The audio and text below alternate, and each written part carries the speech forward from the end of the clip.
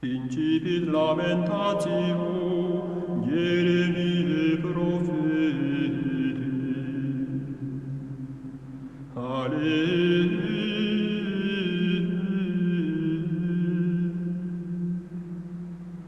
Quomodo sedet sola civitas plena populo. Facta et quasi vidua domina gentium. Princeps provinciarum, faeda est sub tributum.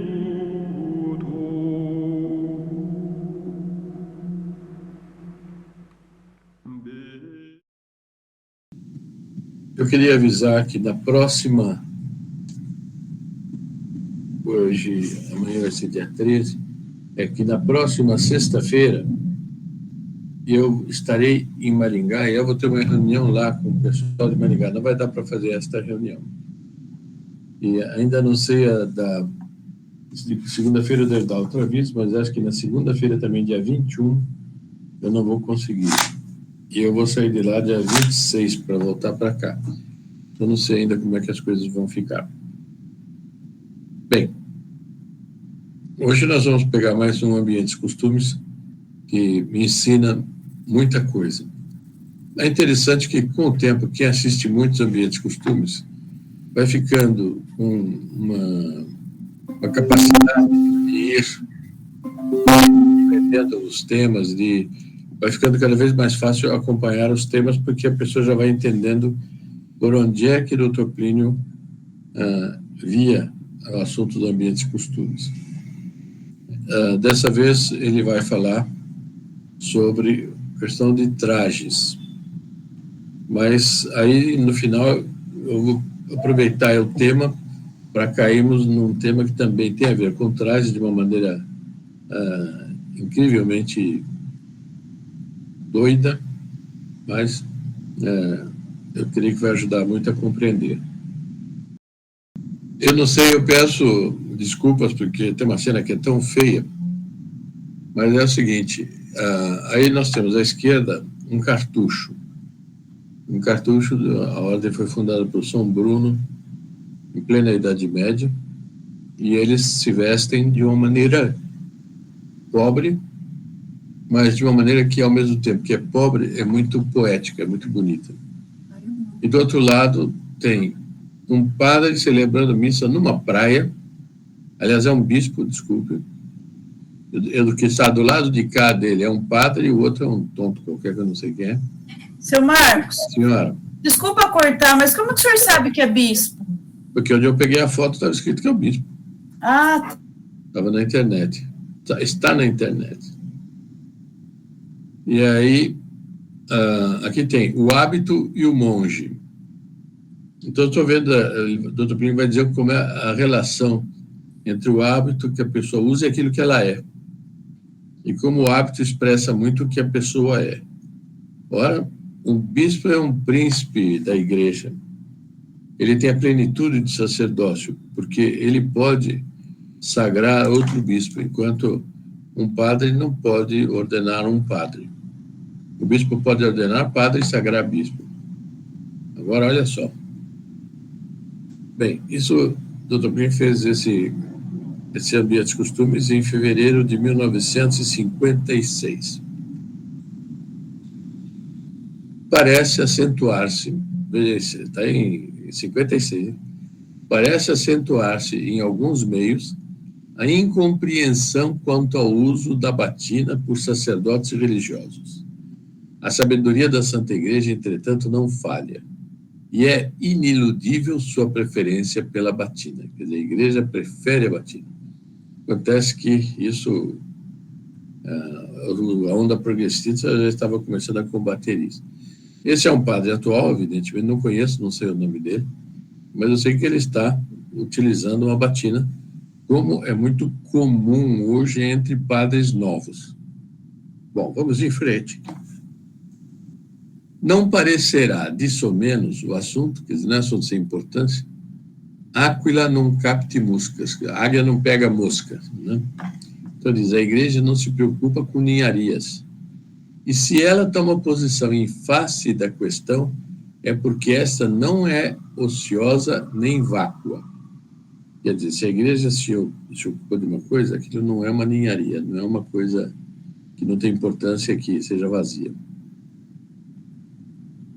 Para compreendermos o pensamento da igreja, devemos subir a considerações mais gerais.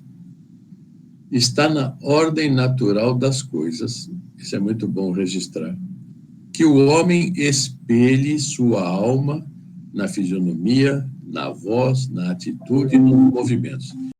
Nós já vimos isso várias vezes, né? Que o homem espelhe sua alma na fisionomia, na voz, na atitude e nos movimentos. E como o traje deve revestir o corpo humano, é natural que o homem se sirva também dele como elemento de expressão, tanto mais quanto o traje a isto se presta eximiamente. No fundo é o seguinte, a pessoa, a maneira como ela se veste é a maneira como ela quer ser vista pelos outros, a maneira como ela se expressa para os outros e, portanto, como ela se considera. Ora, a necessidade de expressão da alma é uma consequência imperiosa do instinto de sociabilidade.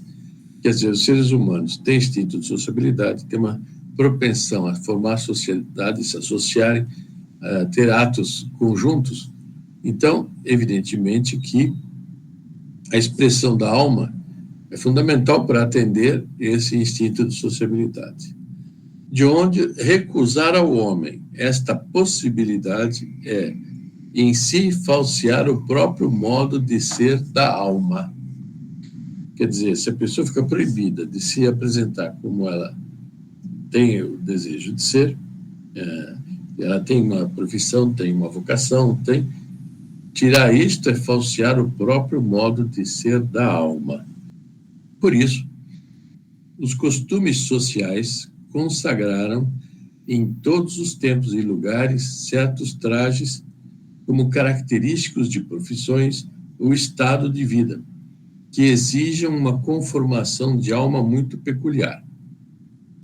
Então, isso com o tempo foi criando hábitos de trajes para expressar as características de cada pessoa. E cada local com sua individualidade. E sempre se entendeu, com razão, que o traje profissional auxilia o homem a realizar inteiramente sua mentalidade. Então, o normal é que um padre se vista de padre, que um militar se vista de militar, que um médico se vista de médico, e daí para fora, que um professor, um juiz, e daí para fora, é o normal. De um militar que tivesse antipatia à farda, de um juiz que tivesse ódio à toga, nada se auguraria de bom. Quer dizer, esse homem ele não está em dia com a vocação dele, com a profissão dele. Como, pelo contrário, negar respeito ao clérigo que ama a sua batina e dela se ufana, então como é que vai fazer isso? Se fica claro que para outros o conceito da pessoa fica quebrado, da pessoa junto aos outros, como é que se pode negar ao clérigo isso? Veja que esse assunto serve para hoje, porque os padres novos estão sendo perseguidos terrivelmente pelos modernistas e pelos progressistas. Se um exército suprimisse o uso do uniforme, não levaria fundo golpe em seu espírito? Mesma coisa a escola. Toda escola devia ter um uniforme bonito, que valorizasse os alunos e, portanto, a própria escola. Não tem. Dizer-se, pois, que o hábito não faz o monge, ou a farda não faz o herói, é e não é verdade. Com efeito, o homem não se torna monge ou militar autêntico só por adotar o traje próprio a tal estado. Isso é assim. Não é porque a pessoa foi e comprou na rua Tiradentes uma farda, depois ela ficou militar. Não é porque vestiu uma batina que já ficou monge. Né? Veja assim, mas o hábito monástico, que é o hábito de monge, daí do lado direito, facilita ao homem de boa vontade tornar-se bom monge. E o mesmo se pode dizer da farda. Então, nós temos o imperador Guilherme II, da Alemanha, e ele usando farda militar. E, evidentemente, esse capacete é ultramilitar. E ele está com a cara de quem está cônscio do que ele é. E os outros, esses monges que são monges modernos, apesar de vestirem algo antigo, tem qualquer coisa neles também que mostra que, se não fosse isso, perderia muito a vida conventual deles. Como ilustrar, dentro dos estilos desta seção, dos ambientes costumes, o efeito da indumentária sobre o estado de espírito de um homem? Para não melindrar a ninguém, abstemo-nos de exemplos muito recentes e tomamos como material de estudo uma figura histórica que já começa a imergir na névoa de um passado remoto. Trata-se de Guilherme II, rei da Prússia e imperador alemão. O Kaiser, na linguagem caseira dos poucos brasileiros que ainda se ocupam dele. O Kaiser. Então, normalmente se chama... o título dele é Kaiser, que é a versão alemã do nome César, dos romanos. Ele era imperador como César era. Então, ele vai analisar o Kaiser, que é esse daí. Seria impossível contestar que Guilherme II foi militar até a medula da alma. Não foi grande general, nem era essa a sua função. Ele era, sobretudo, imperador. Mas sua mentalidade, seu estilo de vida, seu estilo de governo provam que, como homem, como chefe de família, como soberano, o Kaiser foi sempre e, antes de tudo, um militar. Está bem expresso no traje que ele está usando.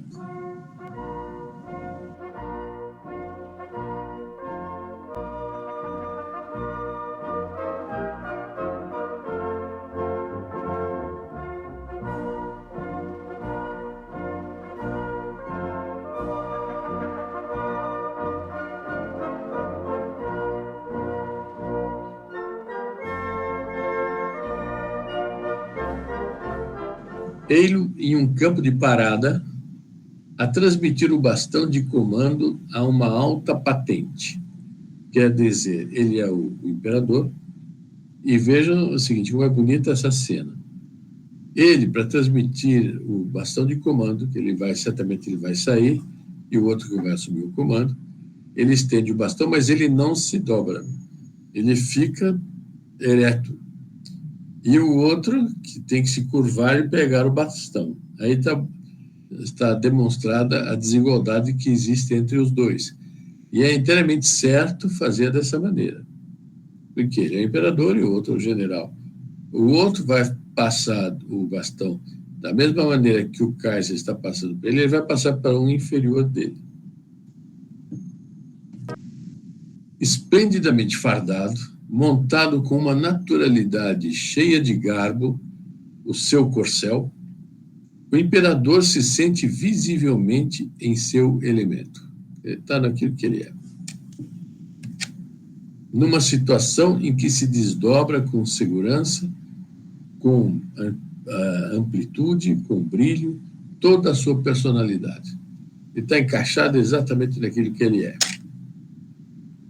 O rosto, o porte, o gesto, manifestam a paixão militar que, quanto mais se externa, tanto mais se afirma.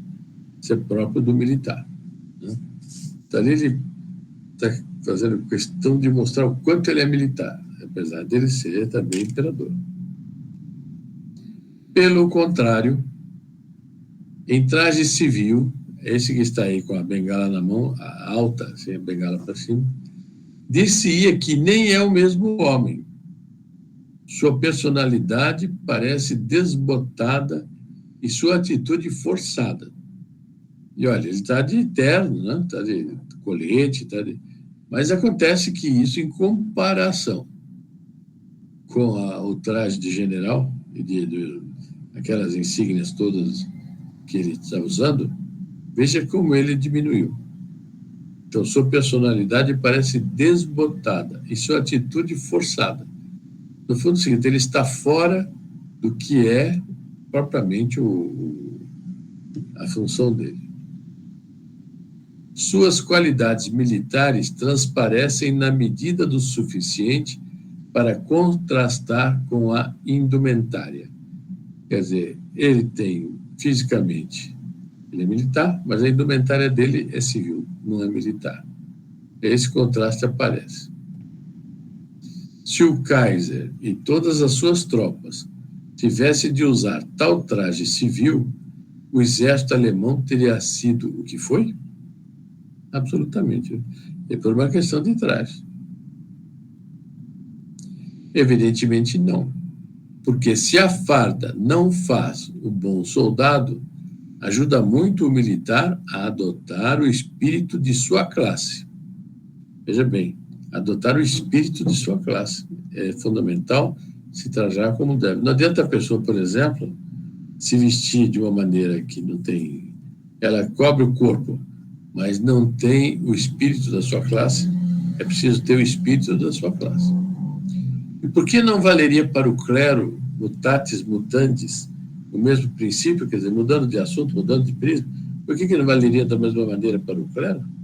E estava querendo fazer com que o clero se mostre sem as características religiosas dele, de indumentária. Isso não vai pesar também? Bom, aí eu coloquei isso aqui. Se a demonstração de Dr. Plínio exprime tão bem a temática da reversível influência do traje na pessoa e vice-versa, quer dizer, da pessoa no traje, o que dizer? Depois daquilo que nós vimos, o que dizer disso daqui? Está claro? Percebem? Parece, esse pessoal, não parece que eles estejam vestidos para estar naturalmente. Parece que eles se colocaram para fazer um teatro, uma peça, em que eles ficam o mais ridículo, mais grosseiro, mais grotesco possível. E não que eles estejam vestidos como para expressar a sua mentalidade. Mas, no entanto, eles estão vestidos assim para expressar a mentalidade deles. E esse da esquerda tem uma cruz no meio do peito aí. Eu não sei do que é feita essa cruz, não consegui saber. Mas ainda é mais um assinte a Nosso Senhor. Talvez o mais grave aspecto dessa decadência espantosa seja a irracionalidade que leva o ser humano a renunciar sua semelhança com Deus. Quer dizer, o ser humano é um ser inteligente. Deus criou o homem inteligente. Aqui, eles estão renunciando à inteligência. E por isso eles perdem a maior semelhança com Deus, que é a inteligência. Eles renunciam a ser semelhantes a Deus. Pode ser que eles não expressem isso de uma maneira assim explícita, porque nem sei se se dão conta disto. Mas tem que ser que esse tipo de gente é gente que tem problema de convívio, tem problema de cabeça, tem problema de uma série de coisas, porque não se vive assim. Né? É complicadíssimo isso. Agora, mas como um abismo atrai outro abismo, continuando na rampa da irracionalidade, o mais incrível é o ser humano desejar transformar-se num ser irracional. E uma coisa que já é horrível é o ser racional, tomar uma atitude irracional. Outra é ele querer mudar sua própria natureza e se tornar irracional. Então veja aqui, eu sei que alguns já conhecem já devem conhecer esse filmezinho, eu vou passar. Então veja, o japonês que realizou o sonho de se transformar em cachorro fez seu primeiro passeio público canino. Então filmaram. Esse aí é um homem que está dentro dessa pele aí de cachorro. Então eu vou deixar passar, vamos passar e ver depois Vamos conversar um pouco sobre isso.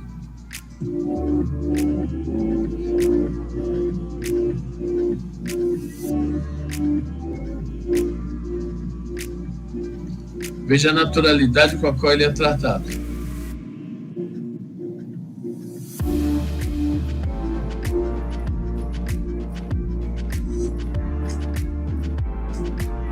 Toco, como é conhecido, gastou cerca de 75 mil em uma fantasia realista para... Não sei. Ele pagou 75 mil para fazer isso. Olha o pessoal como olha, meio assim. Toco chamou a atenção de pedestres e interagiu com outros animais durante o passeio pelas ruas. Então, o nome Toco já é...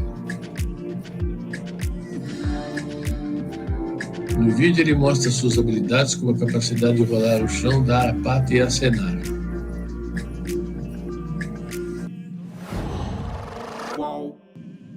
Em terra de cegos, quem tem um olho é rei.